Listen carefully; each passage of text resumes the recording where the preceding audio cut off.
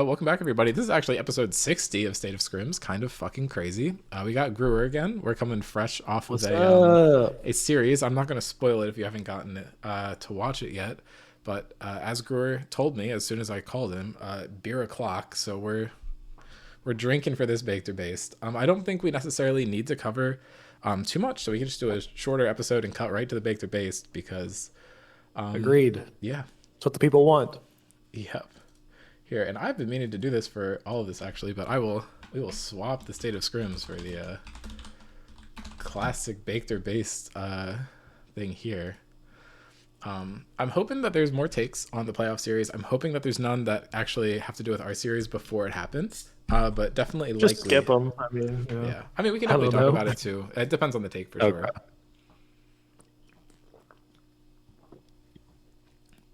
God, that shit hits. Nothing like a cold beer on a Sunday night before work, right? Those Facts. who know. Let me see if I can even find the. Oh, did I save it with all the fucking? Oh dear, that's no good. Okay, I assume this is showing up on stream. It's off center, but yeah. Yeah, I mean, I have a lot of work to do. I saved it with all the fucking takes on it like a moron. That was not the goal. But yeah, I mean, I think last time I checked, we still had like 30 takes to go over. Some bangers for sure. But yeah, make sure everyone tunes in to Metabusters versus Alberts on Tuesday. I know last time I predicted I biased a slight 2-1 for Metabusters. I will say my prediction bracket that I've said versus Mason has actually still held true. And I threw a big question mark on Metabusters and Alberts. So the fucking secret tech hidden prediction that no one knows about is on track. So there's absolutely no stakes on that, which is kind of bullshit on my end. But I will cement the Metabusters prediction, I guess. We'll see.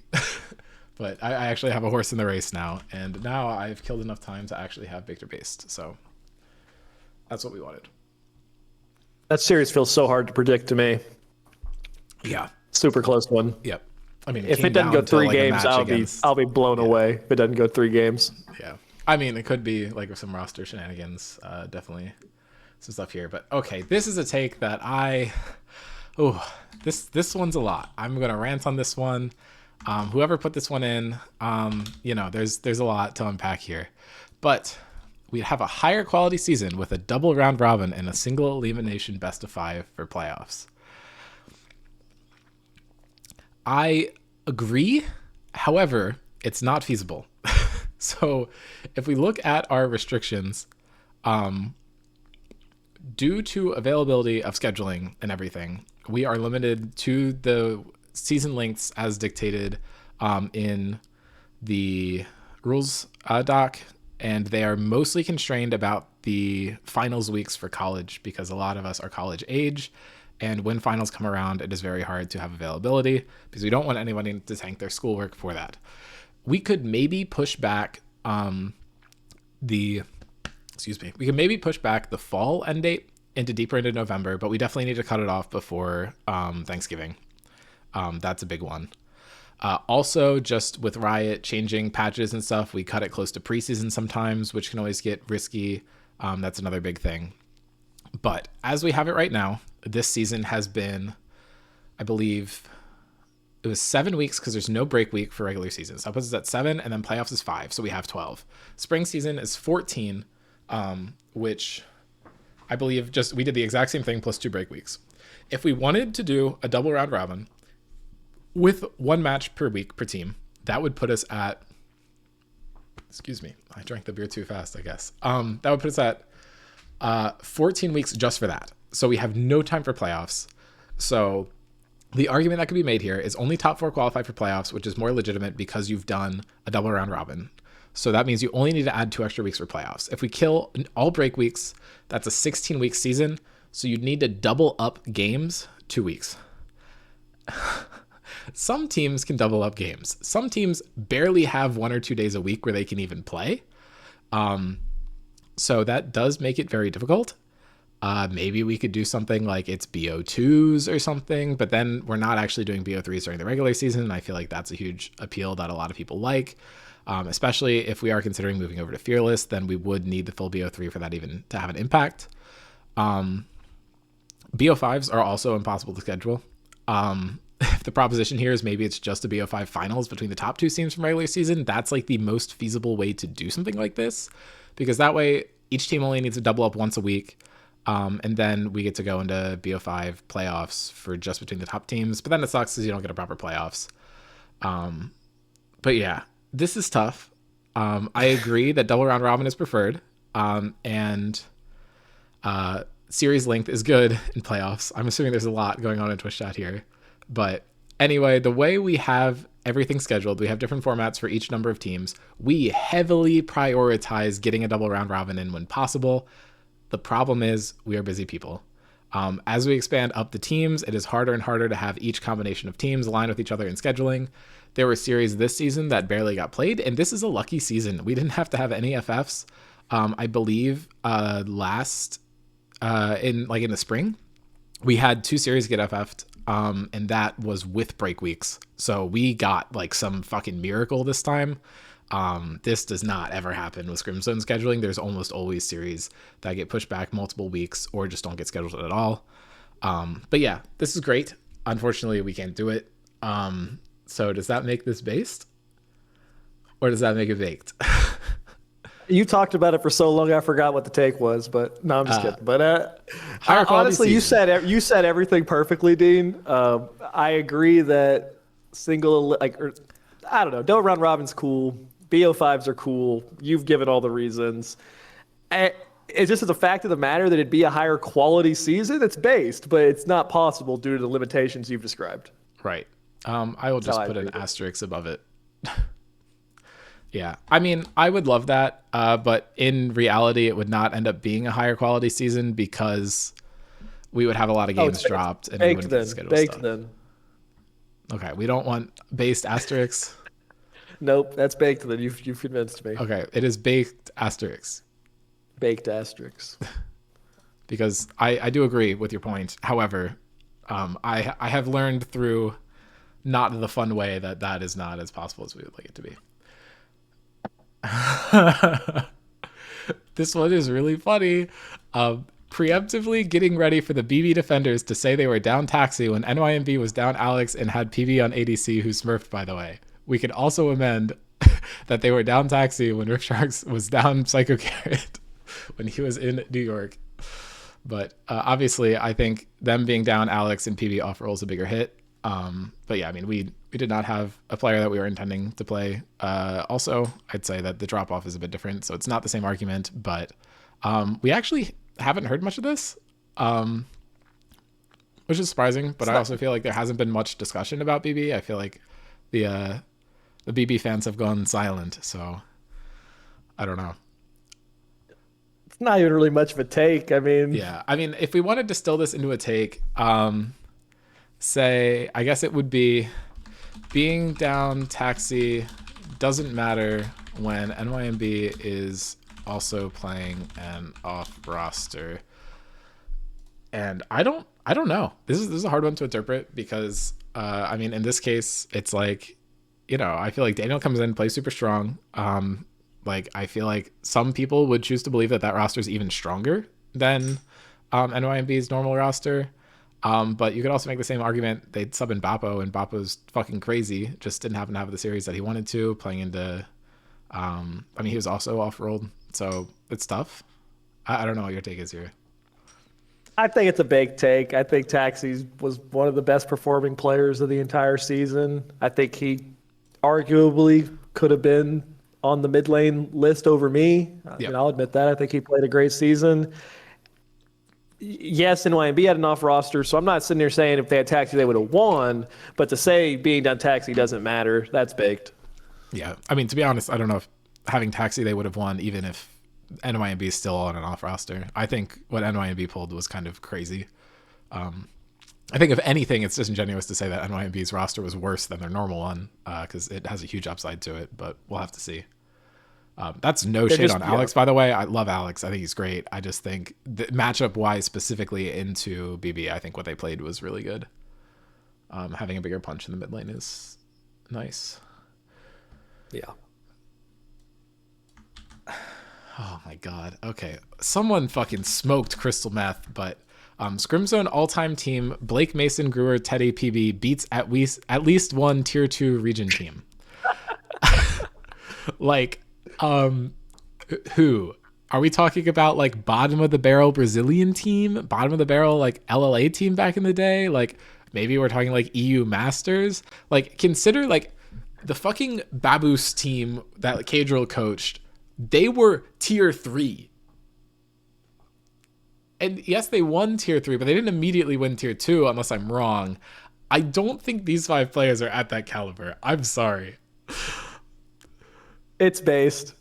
It's based. I mean, like, what? Are they going to ban Echo, Udyr, and Rel, and Syndra? We're getting Jesus one of them. It's an Christ. instant win. I mean, I don't know what to tell you. Now, if it's Fearless, we might not win a series, but we're taking at least one game. I mean, you know. You guys are on so many drugs to believe this one. Okay. Okay. Plan to solve the Scrim Zone debt. 4-step plan. I don't even know how to. I'm just gonna paste the. Well, Can you tell us what the deficit is?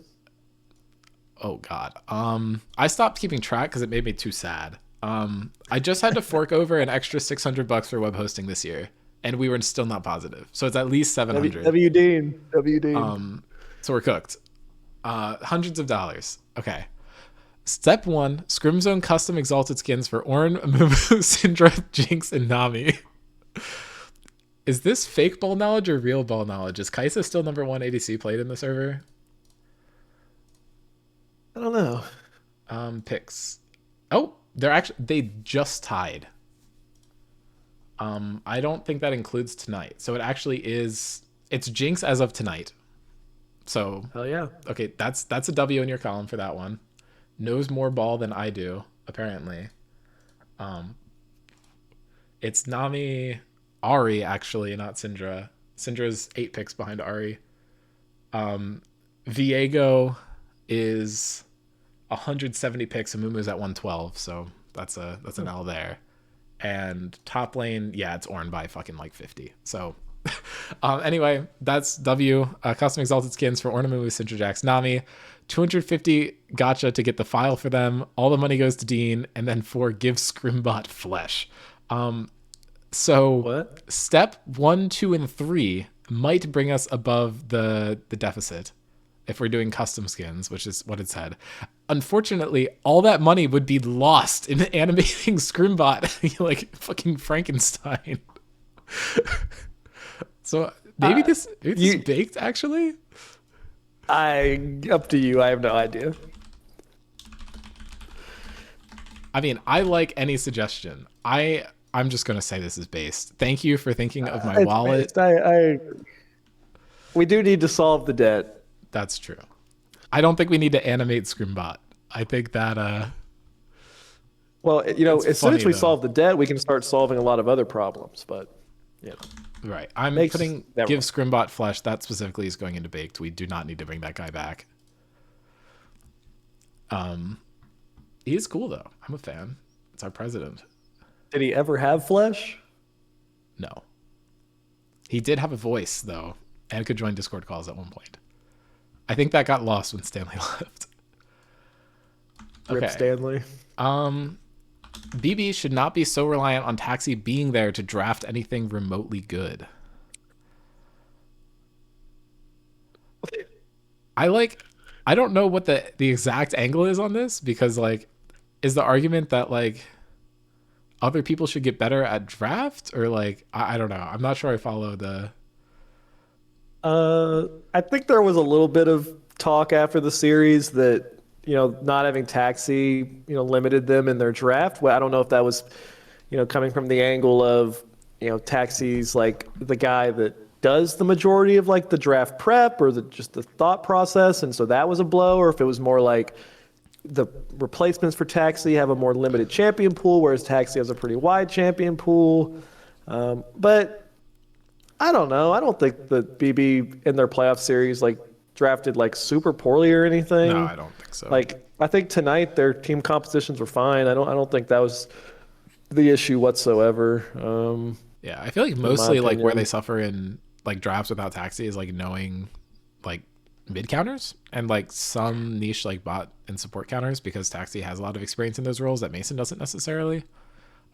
Yeah, But I mean, I Taxi feel has like like such a Mason's wide always champion pool that he yeah always ends up with a good matchup if he's counter picking you, and he's always good about blind picking a champion that fits what his team needs. So even if he gets counter picked, he's yeah still like useful in the draft. So yeah, but yeah, and it's not like Mason isn't not fantastic at draft. Like Mason has literally coached a team to victory by just being there for drafts. Like I don't yeah, he's a know, great like drafter. I don't think we should like discount them at all. I think that they were able to pull a lot out. I think it just looks like they're worth a drafting because champ pools are more limited. So um, I I feel like this is baked. The wording of it I don't like should not be so. Like I agree, but I don't even think they are. So like maybe this gets chemfogged because it doesn't make sense. Kim Like Foggett. it's operating on a false assumption, which I think means it's chemfogged. NT though. Okay, if BB chose Alberts instead of NYNB, they still would have lost. It's baked. Uh, I, I mean, how did the series between them go? Did Alberts beat them in regular season? you'd have to pull that up. I'm looking. Uh, you know, I'm not sure if in hindsight they made the wrong decision. I mean, obviously I mean, because in hindsight they lost, but roster shenanigans aside, I Okay, don't no, know. BB did win versus them in the regular season, and the one they lost was um that was the game where Albert locked in Lily and just fucking smurfed on them, and then the next game they just ban Lily and Albert can't do anything. I think if it's Metabusters and it's the team you lost to, then I think you for sure just choose NYNB. But I definitely think there could be an argument there. I mean, they had all the time. It was their choice. They chose BB. They clearly felt like, or they, excuse me, they chose Nutbusters. They clearly felt like Alberts was going to be a tougher opponent. So, yeah, I mean, they probably maybe still would have lost. I don't know. I don't know. What's your Who prediction? knows? If I just hand you BB versus Inf, what do you say? Uh, I think Alberts is a tougher out. I think since they played that series, I think the top side of Alberts' team has much improved. I think that's Okay. the main key to their success the latter part of the season was their top side started playing really well because regardless of who was in, whether it was Vitus, whether it was Hong, whether it was Jeremy, whether it was Kai playing support, Yeah. I think their bot lane was consistently doing well. But as soon as Omar or Kai started playing really well in mid, as soon as Albert started playing well in top, and as soon as Brian and Draco started playing well, or excuse me, in top, and Albert played well in jungle, I think at that point that team became a lot stronger, and I think they would have matched up well with BB. And yeah, I don't think BB made the wrong decision in their choice. It just didn't work out for them. Interesting. I like slightly disagree, but that's fine. I'll only have this one. You gave a lot of good reasoning. Mine's just gut feeling. I think they lose. But Gut feeling, who knows? PB role swap to ADC for the series because they were scared of Eden. I mean, this is just based. Like, I think this is a base thing to say. I think whether it's it's base true or take. not is irrelevant. Yeah, I think PB was like quaking in his boots essentially. Yeah. Unfortunately, PB was not scared of the ADCs. So, okay, Scrim Zone banter culture is turning into people just being assholes. There are definitely examples of this. I don't think that is overall true, but this definitely happens. And that's not something that we support. Yeah. I would like to say that the people on the podcast right now do not try to be assholes to anybody. And if you feel like we are, like, please actually, like, genuinely reach out to us. Like, if I've said anything that pissed you off or Gruer said anything that pissed you off, like, reach out to either of us, reach out to the admin team. Like, that is not the point of this podcast. I want to uplift players. I think there is valid criticism that can be levied towards people, but or leveled towards whatever the fucking word is, doesn't matter. But like that is not what I'm going for. I don't encourage anybody to do that. I know that there are instances of people doing that. Usually when that happens, the admin team will take action and message them and tell them to knock it off, because it's not something that we support. I mean, I don't really want to put this take in either category because it doesn't feel right, but I think maybe we need to do better as a server to not be overly mean to our players. And I think we can put that in based, if you'd agree with that. I think that's a good way to word it. I think you just gave a really good answer there. Yeah, like genuinely, like if I've said anything that's out of line towards you and made you feel uncomfortable, like I'm super willing to take accountability. That was absolutely not my point. Like it's not going to be like feel like it's not I'm the server owner, I'm going to just overrule anything you say. Like genuinely, I'm looking to improve if that's something that I did. I don't think anybody's directing that at you or really I just anyone in particular. But I don't, because that's the last thing in the world I'd want to do. I know. I'll just say I do think sometimes. I don't think there's very many examples of anyone trying to come at it from a truly just like disrespectful or mean position. I'm not going to say that's never happened. Yeah. It has. But I think the vast majority is people trying to like banter in a sense, but sometimes it does get taken too far. And sometimes too, like people have different like sense of humor or different tolerance for that kind of stuff. And I think just as a whole, we always want to be, bringing people up. Nobody's above getting criticized or fairly criticized, but I do think there have been instances of it going a little too far on certain people, and it's always a shame. But I think I don't know. I always feel like as a whole, this server is a really positive place. Yep. And I do want to emphasize that if you do feel uncomfortable or feel like anyone's targeting you and it's not pleasant, just reach out to Scrimbot. It's not like a tattletale thing or anything. Like there is nobody that's reported an issue to Scrimbot that anyone on the admin team has made any sort of judgment on. Like we take everything very seriously. If you're made uncomfortable at all, that's 100% not what the point of the server is. We have our rating system so that all ranks are included specifically because we want to encourage a culture where everyone is accepted and everyone feels comfortable. So please just reach out so that we can try and amend the issue, because that's not something we want. And like, if you do feel uncomfortable or feel like someone's targeting you, like you do not have to be silent about that. Please tell us. There is not going to be any repercussions towards you. So just want to emphasize that. But yeah, thanks for everything you said. And thank you for thank you to whoever put the stake in though, because that is something important to discuss. So appreciate that. All right. Okay, that's a perfect example of what people said. Jesus Christ, I'm not fucking reading that.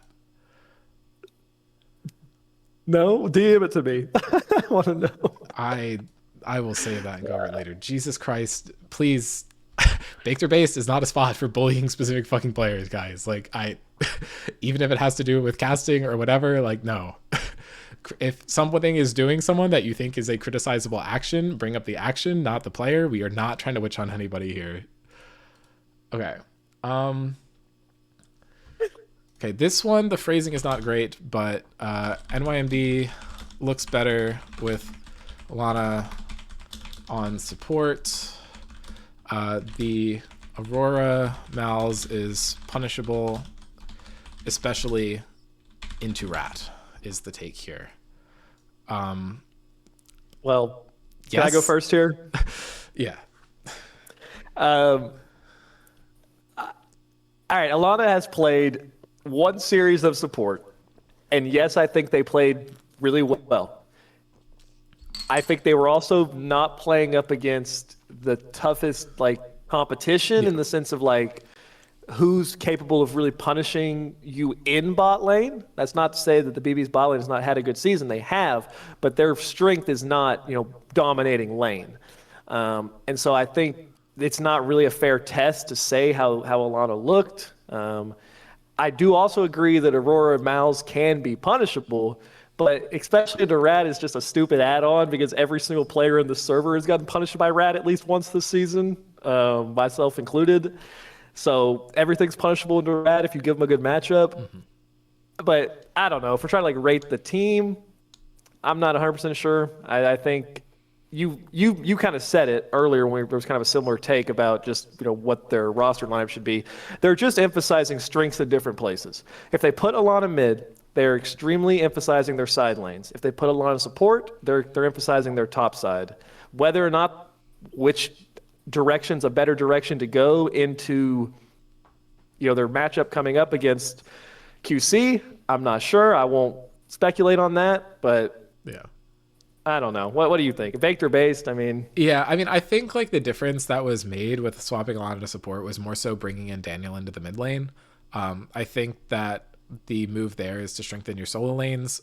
You can definitely make the argument that you want strong solo lanes into Chow and Rat if that is the lineup that they're running. I mean, taking PB off of support, like this guy is literally first team support. So I think he's the best support. Right. He's the best like, support. And like, yeah. if you've been paying attention to the badges that have been added to the website, PB has been the best support basically every time he's played support. My entire time in the server, yeah, he's been like the best. I think there was one season where like the team he was on kind of bombed out, and I don't think he qualified that time, but I'm actually not sure. But anyway, like taking PB off support is assuredly a hit to the no, he didn't get it when he played top lane for a season. That's what it was. But anyway, I mean, PB is obviously better on support. The question is like, do they need a strong mid laner to handle Rat to not get punished? And I think that's more of like a, do you think Daniel can body Rat or not? And I feel like that's a very separate conversation than the Alana take. To be fair, body, I don't think it's so much about does Daniel body Rat. Right, okay, let's be honest. Alana got beat so bad by Rat in the last series that it did not matter what else happened in the game. Yeah. I think if long as Daniel could avoid that, it would look different. Daniel's not at the body Rat. But then the question is, you're losing your extremely strong support player. It's Alex PB. Like that lane is fantastic. I don't know if that's worth the. I don't know if that's worth the trade-off. That's a very tough decision. Yeah. But, the fun part is, in my opinion, regardless of what they choose to do in this upcoming series, if they lose, they're not out. So they could easily then win the lower, go back into finals. We get a rematch of this series, and if it didn't work, try something else. So I don't know. I think you just go in with whatever you're feeling confident in on this first series. Try your hardest, see what happens, and if you need to adjust after that, you adjust. Yeah, I think this one's a baked one. I think you let the team figure out what's best for them. I think that was a very good adaptation from them directly into BB. I don't know if that necessarily will hold water against other teams. So okay. Omar or Fujer deserves second pro all mid over Gruer. If this take was Taxi, I'm saying based as fuck, but considering it's not, I would say baked. But you're the mid laner. Do you think either of these two beat you out? I think it's baked. I don't think so. If the take said Taxi, would you say based? Because I would be inclined to. No, I wouldn't say base feels Taxi either, but I also I'm biased for myself, obviously. But no, I think it's a baked take. This is not dogging on them. I think they're both great players. No, I think they've been playing excellent. It was, I think, honestly, there was not a bad mid laner this season. Every single person I thought had great games. Okay. Someone says, I think there were better candidates for MVP over Gruer. Rat, Snow, Nishan, Taxi come to mind. First of all, we don't mention Drakkar on there, who actually tied for him. Which is funny. Yeah. I mean, I have to say based. I mean, I think there's always a valid discussion around this. I mean, I think we had tons of standout players this season. I think Snow's a huge shout out. Snow did not get anywhere near the votes that I thought he was going to. Nishan was on my ballot. I mean, I think Taxi's super strong too. I mean, I feel like Nishan had a strong case for being the best top laner. Didn't end up winning that, but at least in the games that they played against us, I feel like he was invaluable. I mean, I think the only shot against Rat and Drakkar, and I think what skewed the voting in the way that it did, is that they weren't playing every series. Snow, Nishan, and Taxi, I think, did play almost every series. I think Nishan had a jungle one, but I think Taxi played mid every time. But yeah, I mean, I think yeah, there's definitely a valid discussion here. I think everyone on this list got a lot of votes and were deserving of it. Omar was actually even higher than than most of these players in the voting. So do want to shout him out too. But yeah, I mean, I think this was definitely a close season for MVP voting, but ultimately it goes to who the players pick. If any one person could decide who the ballot was, it would obviously look very different. But this is not discrediting Gruer. He was the MVP in my heart. Obviously, I don't even think I voted him first. No, I mean, yeah, no, I agree. I think it's the base take. I mean, we talked about it at the end of the last podcast, so I'm not gonna like get into defending or justifying anything, but I already said I was surprised that I won. I think there were great candidates all around. I actually really like the Snow shout out. All those other players, got plenty of votes. I think a Snow shout out's really, really cool. Thought he had an amazing season, and I lane swapped into jungle and then has performed super, super well. I mean, to be fair to him, he was the only player on his team that even got, all scrims consideration, or not consideration, but got, won that. Very important player. Rat, Drakkar, Nishan, Taxi. If I recall correctly, I think my ballot included both Nishan and Snow. Like, I thought both those players played excellently. And, there's some comments in the chat right now about, they didn't have Taxi in playoffs, and you saw what happened. I mean, he was definitely an important part of that team. So, yeah, I don't think it's a big take at all to say that there are great candidates for MVP. Yeah, I mean, I think there's probably 7 or 8 people who could have gotten it this season. It's probably the most competitive season, in my opinion, for MVPs. Like, Unless I think you want to count the it's season where Sarv and Ticini tied. Well, I'm not saying competitive in the sense of like, okay, I think it's always competitive on who should win. Yeah. Because like even the seasons I won, I thought I was up against like Hero the first season, and he played really well. And I don't remember who the second, maybe Ticini or something, the second season he played really well. But like as far as like, this is the closest I think it's been like 1 through 5 or like 1 through 6 even. Like there were so many people that could have won or could have deserved it. Yep, 100%. Yeah, I don't know. Shout out this season. I don't know. It's been great. I'm loving it so far. We have 3.5 more weeks left. Going to be a lot of bangers. There's I think 5 series left in total. Sorry, I said the right thing in my head and then I spoke the wrong thing. But yeah, 5 series left in total. So definitely stay tuned for that. Moving on, Metabusters is either losing to Albert's Inferno or running the gauntlet. I don't know if that means that they win playoffs or make it or no. Make that's what running the gauntlet means. Winning it all. Okay, sure. I think that's baked. I think if you say or making finals, I'm agreeing with it. I think there is a realistic world where they beat Inferno but are not good enough to beat QC, and I think there's such the Venn diagram there is pretty massive of losing to QC while also beating Inferno.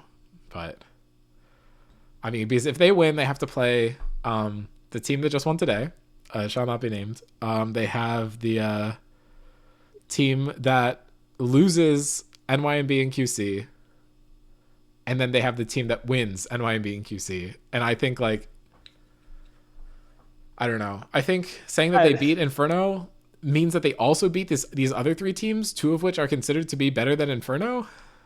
Or 1 at least is considered to be better than Inferno. I think that's a tough call to make, but I don't know. I like the confidence, but I don't know. It's up to you.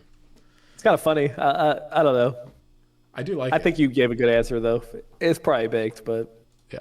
I would not be surprised if they win it all. I also wouldn't be surprised if they lose. As I've said 100 times at this point, I think any team still in can compete for the spot. I don't think you could predict, where it's going to be forever. But I don't know. Metabusters could lose to Alberts, or they could win it all. Who knows? Yep. I'm putting the fire emoji next to it. I think that does what we needed to. Noam's talking about Rift Shark's bias, bro. What bias? I didn't say we were the team that was going to beat y'all. Yeah, y'all could. Yeah. I was saying NYP or QC, but sure. Okay, the team coming from lower bracket will win it all. We've seen that before? Have we? That happened with KGS in season 4, the first time we did double elim. Oh. But that was because we lost against Silicats and then completely changed our strategy coming in and fucking rolled them in finals. I think that was the quickest 3-game series we've ever had in Scrim Zone. Maybe the quickest, definitely the quickest BO5 we've ever had.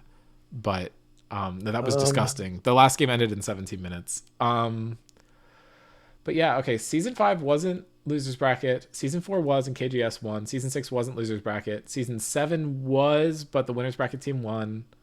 Season 8 wasn't Season 8. double elim, and season 9 again the winners bracket team won. So the team in the winners bracket is 2-1, so it's possible. Definitely favored towards the winners bracket team. But I'll just say, as a player that was on both the teams that won in your 2-1 example, it's just a fact that having that winners bracket advantage is massive. I mean, both of those series I was in went to 5, and it goes to 5 because you start with a 1-0. So right. It's a very big advantage. Not, as you've said, not to say it cannot be overcome, but I mean, I think it's a big take, because if we're just assuming that it's going to be QC sitting there and they have a game advantage, that's going to be a tough out.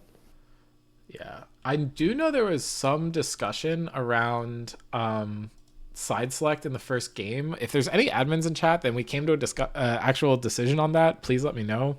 What is the rule? Because right now the current ruling in the rules, and as far as my knowledge, is that the team who's coming from winners bracket does get side select. The rationale there is that it is in place of a bracket reset, which very much statistically favors the team on top, because assuming the two teams are even, the winning team has a 75% chance of winning if every game is a true 50-50. Doing it this way, where there's a free win, it's like a 67% chance in favor of the winning team, which is still biased towards them. So giving them the side select in the first game does skew it closer to having a true bracket reset. The reason that that's not done for League of Legends is that it takes so long to do it. Normally you'll see an actual bracket reset for fighting games or stuff that's a lot shorter. So the original rationale for that was to keep it even. The argument so that the team coming from losers gets side selected in the first game is, as that were directly simulates them just losing the first game, which would grant them side select for the next game. But I don't believe a conclusion was reached when we discussed that internally, which would leave the current rules in place. No one's asking for my opinion, but as the benefactor of the previous system, I do think that it would be, not having the bracket reset does suck, but I think getting a 1-game advantage does balance that. I personally think it would make the most sense to treat that like you won that game, losing team gets side select. But I definitely see both sides, because ultimately it is a bummer if you've not lost a series, you knock a team out in the winners finals, they come back up, beat you, and then it's like, well, shit, we went 1-1. That's a bummer. Definitely. I mean, I think as the person, I've been on both sides of it, right? Last season we won and we came from on top. The other season I won was the season that we won from losers bracket. I think it puts the threshold of you really need to show up and show that you've improved as a team to win through the game deficit and not having side select in the first game. Because either way, to win the BO5, you're going to need to be able to win on both sides. It's just what it is. That's very true. So I don't know. I can see both sides of it. If anyone has like the chat logs and stuff that we've actually made a decision, we can put that through. I think that would need to be done before NYMB and QC get their game in, just so that there's not direct bias there, because no team is coming from winners. But yeah, I think as it stands, the team with winners will get side selected in the first game, which means that if you're coming from the losers bracket, you need to show up knowing what you need to do. You got to show up hard. And, frankly, the teams that have shown up shown up hard. As I said, both series I played went to 5. Yeah. So literally came down to the last game either way. And I don't know. Side select doesn't necessarily seal you the game, because if it went to 5, then it's not the team who had side select every time who won. So I don't know. But anyway, the team coming from lower bracket will win it all. Baked. Yeah. But it's based in the sense that it's cool. Wait. But I'm in the lower bracket. Based. Based. Can you say it's based because it's cool? I don't know. Well, I'm in the lower bracket. Let's be real. My honest prediction is that QC is going to win their next 2 series and seal the deal. But this is a fun take. I agree. I do agree. I don't know. Fuck it. Hey, it's our podcast. We're based. Yeah. This one aged like fine milk. BB with Taxi will disprove the fraud allegations in the losers bracket. Unfortunately, chem fogged. Well, we didn't get to see BB with Taxi, so yeah, it's Yep. just kind of chem fogged. Sad. Um, Very sad. Majority of the team's grief last pick. Huh? I mean, I don't have That's the. I think this is a bad. Well, there's been some terrible R5s. Like we saw R5 Nasus the other day. We've seen some bad R5s. Don't get me wrong, but I think overall most players pick pretty well on last pick. We've seen some really good R5s too. yeah. I don't think it's majority. I think there are some teams that do it, but I Yeah, don't think it's majority. it's not majority. It is like it's actually probably like my biggest pet peeve in the entire game is When when people do that. you give someone R5 and they pick a terrible pick, or they pick like something that's like a good individual matchup, but it's not good for like the team. Right. And it's like if you get to see all 9 other champions in the game, and you don't pick something that rounds out the game, that kills me. Yeah, it's so frustrating. I don't know. I can think of 3 teams off the top of my head who do pick grief last pick, but that's only 3, not 5. So Yeah, it's definitely not the majority. There's been a lot of great drafting this season. More good than bad. for sure. Players playing enablers for their team are way too underrated. Base. We love them. They do not get enough love. Don't think we need discussion on this one. Shout out everybody. Like, carry players are just as important as the people behind them. Oh, without a doubt.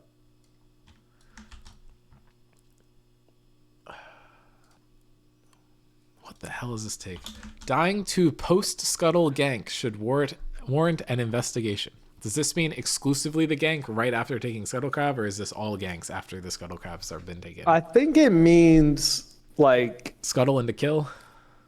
I mean it's like after the jungler is full cleared taking crab, your jungler's probably on the other scuttle, which tells you exactly what side their jungler's gonna be on. If you do die to that gank, it's a little bit investigative. I mean, to me, that's kind of like, it happens to every lane, but to me, it's always kind of the funny, like, the jungler full cleared towards top, like, and we're just not warding or backing up. But it happens to every lane. But yeah, no, like, especially if your jungler is on a crab, they got to be on the other one.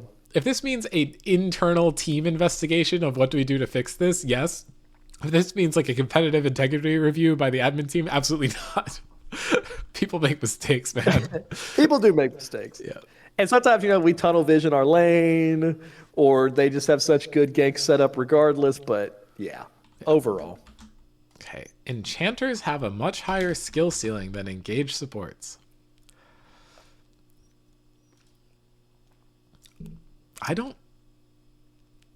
I mean, the 2 highest skill ceiling supports are Bard and Thresh. I don't think anyone's contesting that. I think it's baked. I think engaged supports have a lower floor, but Yes. also a higher ceiling. That's kind of my take on it. I think enchanters are harder to pick up if you're like new to the game. Like if I'm introducing a friend to the game, I would lean them towards playing kind of a more engagey champion because I think it's very clear what you want to do. Your play style is very clear. Yeah. But at the same time, the top level supports on engaged champions can make the most impact, in my opinion. Not to say that it's easy to play enchanters at high level and high skill play, like against really good players. It's definitely not. But I don't think they have a higher skill ceiling. But if any supports have an opinion, I'm not going to sit here and act like I'm a support expert. I mean, I feel like Janna's number 3, and that's what's like really like bothering me because like Thresh and Bard are kind of both like hybrids, and the fact that like the person that I would put after them is like a true enchanter is like tough. I mean, Yumi's pretty hard. The fact that it says much higher, I want to put much. baked. Well, okay, I'll tell you, you're not reading chat, but we have Noam, PB, and Jacob all saying it's a baked take. Bean did say it's based, but I think the supports have Bean overall plays a fucking ruled. microwave. Bean, that you're the GOAT for playing the fucking microwave champions. Just say they have a higher skill ceiling. The higher skill ceiling is knowing to build fucking Sunfire on support. Okay. Comfort matters more than draft diff. Fucking baked. Holy shit. The amount of games that like alone this season that my team has trolled because we just drafted full comfort for our team instead of like actually thinking about the draft. I don't know if you agree or not, but like from my perspective, I feel like Uh, sometimes drafting just like full comfort like does just completely fuck you over. I'll say in seasons past, I would have said this is a base take, but we've already talked a lot about how I feel like the level of the servers really kind of continued to rise. And yeah, I think at this point it's a baked take. In the past, I would have always said this is based, Yeah. but probably baked now. Yep. I don't know. I mean, I feel like you see a lot of the top teams just pulling out different champions every game and performing super well in them. So it's hard to Well, say that comfort unfortunately, truly we've gotten wins. to the point where you have enough players in this server who like their comfort is 10 freaking champions, so they Hell always can yeah. have comfort and be on like draft diff at the same time, and that makes it really hard for anyone else to just like take their comfort because you're gonna get counterpicked and the enemy player is comfortable on the pick. Ooh, this one calls back to your R5 take. Picking for comp is better than a hard counter pick in lane. Gotta say it's I, based. We've already covered it. based as hell. Yep. Like That one is a yes, clear cut based. like if I'm R5, or if anyone's R5, you have to draft what your team needs. So many times it comes down to that. And yeah, you can. I'm not gonna say like there's times for hard counter pick. Like if you can win so hard that the rest of the game doesn't matter, and oftentimes counter pick plus playing for comp can kind of be the same thing, and that's always the best situation. But if you got to pick, there are some times where yeah, you need to pick for the comp. So base take. Okay, this next take comes from the fucking unction. Those who know, if Peter returned to Scrims, they would be a top 2 top laner. Absolutely fucking yes. I've tried, gotten a no here, but yes, base take. Whoever put this in, you're fucking awesome. Those who I do don't not even know who know, it is. brought it back up because of the badges, but Peter has played three seasons of Scrim Zone. Won 2 out of the 3 seasons. The second season that they lost was because our team was fucking terrible and we griefed them by putting them on a terrible team. They won the first season because in playoff semifinals, they got 2 pentakills in a single game on Kale. So slight asterisk there, but 2 pentakills in a single game to clutch semifinals, and then in finals gapped the fuck out of Blake. And yeah, Blake's improved. So's Peter. We could just leave that as is. Say what you want about first and second team all scrims this season for top lane, but I think being able to body Blake, if that's still true, which I'm not going to say still is necessarily because Peter has not come back to play, but I think this is a base take. I don't know. Those who know the Scrim Zone legends for sure, not the Peter here. I mean, that's why it's fun to see so many returning players over the last couple seasons. We have All you, yeah. some goats. That's all you. I was not fortunate enough to see any Peter gameplay, but I'll trust you.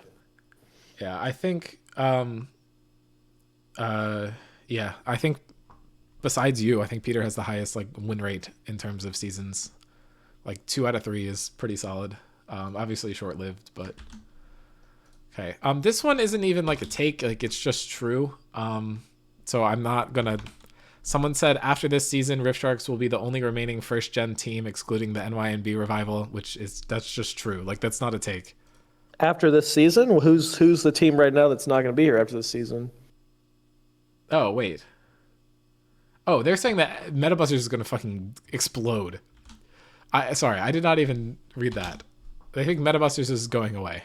I think that. Oh, I hope not. I think that's baked because I don't. I don't think Metabusters is going away, Yeah. unless I don't know. Sorry, Unless I got a so Metabusters confused. player put this I was in and they know sleepy. something I don't. Yeah. Yeah. I mean, Is NYNB even a first gen? What counts as first gen? Is NYNB even first gen? well, technically, no one's first gen because that's like back when we did different teams every time. But I mean, I think they mean remaining team from season 5, which would I've be already true. told you it's BG and AG before Gruer and after Gruer. So I guess first gen's anybody that was before Gruer. Well, they're saying the opposite because you did join during season 5, so That's true. the dawn of Gruer. Okay, well, is anyone in Metabusters saying if there's any legitimacy to this? Because No, they're all like in chat spamming question marks says who, they're immortal. No, what the fuck are you guys talking about? I don't know, Jacob. I didn't put the take in. yeah, I deadass just like forgot, like, because they said it so like for sure. I was struggling to figure out what the take was. Like, I thought that was like this is like a fact and like there's gonna be some read on it. I think you're just baked. Like, I don't think you know what you're Jacob talking says about. he's the captain. He's running the team again. The end. Okay.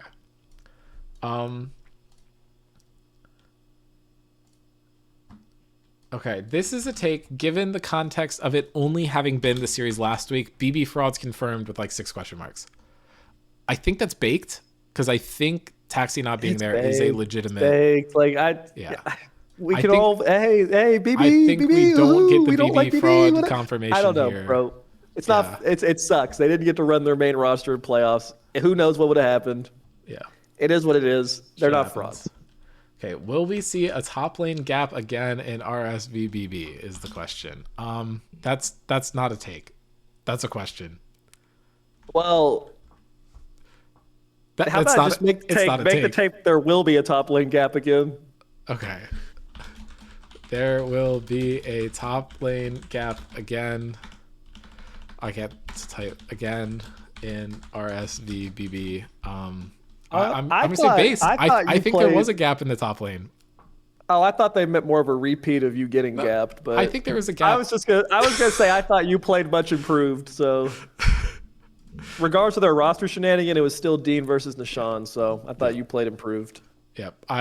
Second game debatable, but we'll see. Okay, I think this is a proposed rule change. But it okay, each player can only play a champion once throughout the season. I thought fearless, but for the whole season. You run out of characters for sure. Terribly Well, baked. no, Take, because I guess it's not your whole team can't play it. This just wouldn't be fun to watch. Yeah, Because that's you just like, have people just we'd get the throwing playoffs and regular season games. Like, hey, I don't know though. We'd get to see the Jin mid again. Real ones remember the that's Barn true. mid. I could play every top laner in the entire game, just like I've been asking to all season. I'd get my Aurelia game against someone. Wait, we'd get to see the Chime Minister, as Blake has said. The Chime Minister top would be Well, pretty Blake epic. would fucking play that anyway. Blake's played Yeah, that honestly, in the Blake fucking is probably elimination prepping the series. Chime Minister for the next series. He's just trying to smoke screen it. Yeah. It could be interesting, but I don't know. Maybe we try that in like a Frostbite or a Bilgewater Brawl or something, but definitely not for a whole Again, season. you'd have to do no bans though, I think. Right. And like also the other problem is it's like you'd have to run bad comps early in the season in hopes that you could still win with them to make playoffs. I think where this would get really interesting is if a team started facing elimination to playoffs, they'd start running their best characters against teams that weren't playing theirs to like kind of force them out before playoffs. I think this is a really interesting mental discussion, but actually seeing this played out I think would not be as fun. Because it would just horribly decrease game quality. Funny, well, it's the same reason you said we hadn't even done Fearless yet, because some people just have small pools. So right, yeah. Imagine the people who can play like 3 champions have to play 30. Yeah. All right.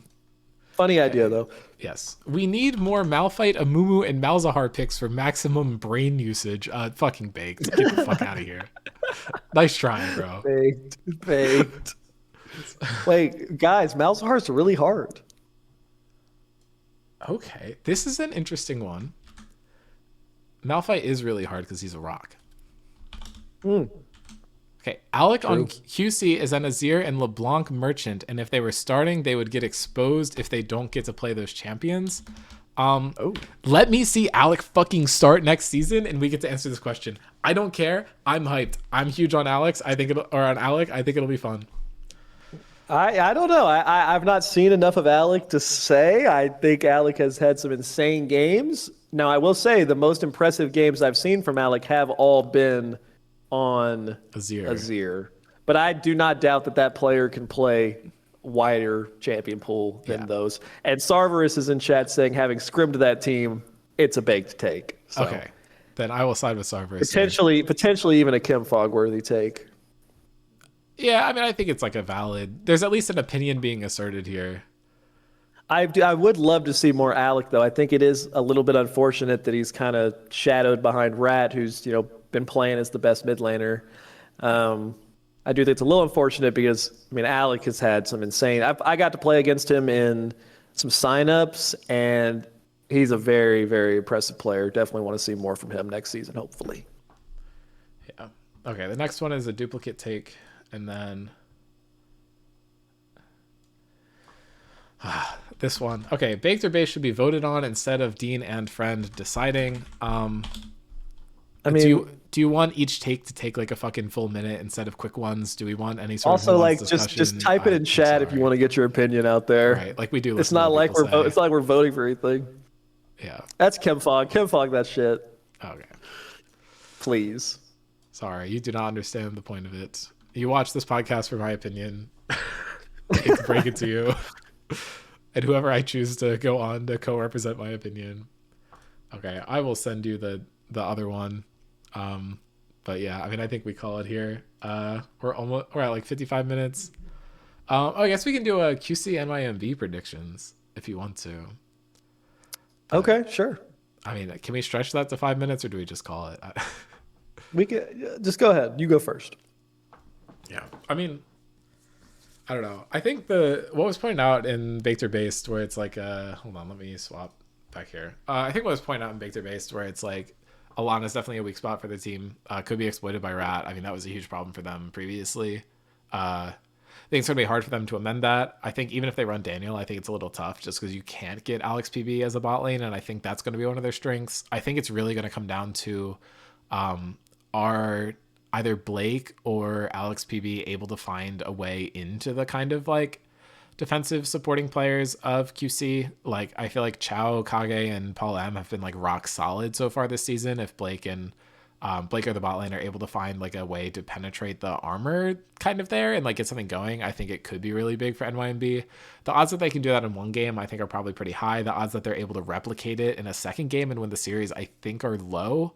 So I think I have to say QC 2-1. I think it'd be cool to see a game get dropped there just so we have a more competitive season. Part of my gut is just saying QC 2-0 sweep, but I would definitely like to see a series more competitive than that. So I think my prediction is going to be a QC 2-1.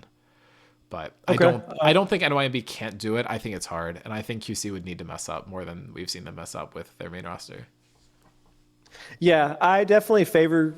I favor QC in the series, but I will say, looking back at the series they played really early in the season, it was a 2-1 for QC, and it was main roster against main roster. So they were one of the teams that took a game off the main roster, and the game they won was dominant. Like the game Nutbusters won against them was a dominant win, and frankly, I think in the games they lost.